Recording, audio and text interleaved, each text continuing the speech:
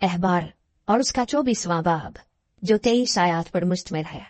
और खुदावंद ने मूसा से कहा, बनी इसराइल को हुक्म कर कि वो तेरे पास जैतून का कूट कर निकाला हुआ खालिस तेल रोशनी के लिए लाएं, ताकि चराग हमेशा जलता रहे।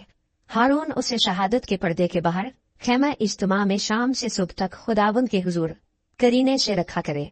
तुम्हारी नस्ल दर नस्ल सदा यही आइन रहेगा।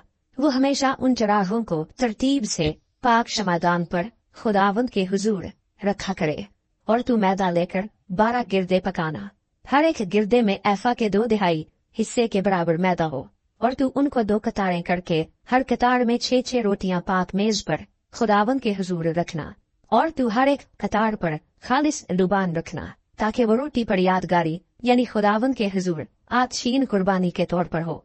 वो सदा हर सबत के रोज उनको खुदावंद के हुजूर तरतीब दिया करे, क्योंकि ये बनी इसराइल की जानिब से एक दायमी अहद है। और ये रोटियां हारून और उसके बेटों की होंगी। वो इनको किसी पाक जगह में खाएं, क्योंकि वो एक जावदानी आइन के मुताबिक खुदावंद की आतशीन कुर्बानियों में से हारून के लिए निहायत पाक है।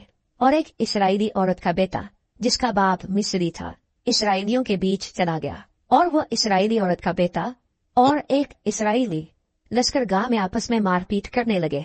और इसराइली औरत के बेटे ने पाक नाम पर कुफर बका और लानत की। तब लोग उसे मूसा के पास ले गए। उसकी माँ का नाम सुलुमीत था, जो दिबरी की बेटी थी, जो दान के कबीले का था। और उन्होंने उसे हवालात में डाल दिया, ताकि खुदावंद की जानिब से इस बात का फैसला उन पर जाहिर किया जाए।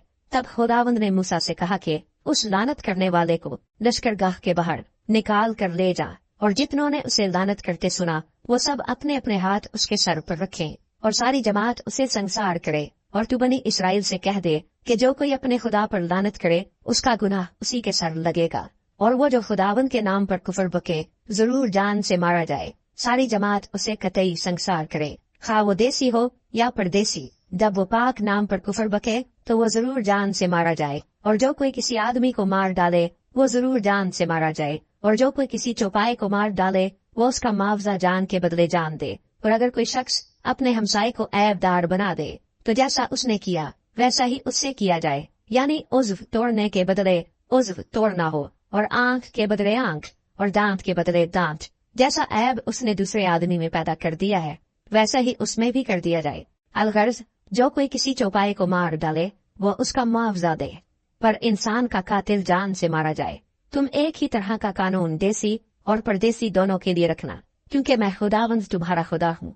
और मूसा ने ये बनी इसराइल को बताया। बस वो उस लानत करने वाले को निकाल कर लश्करगाह के बाहर ले गए और उसे संसार कर दिया। सो बनी इसराइल ने जैसा खुदावंद ने मूसा को हुक्म दिया था, वैसा ही किया।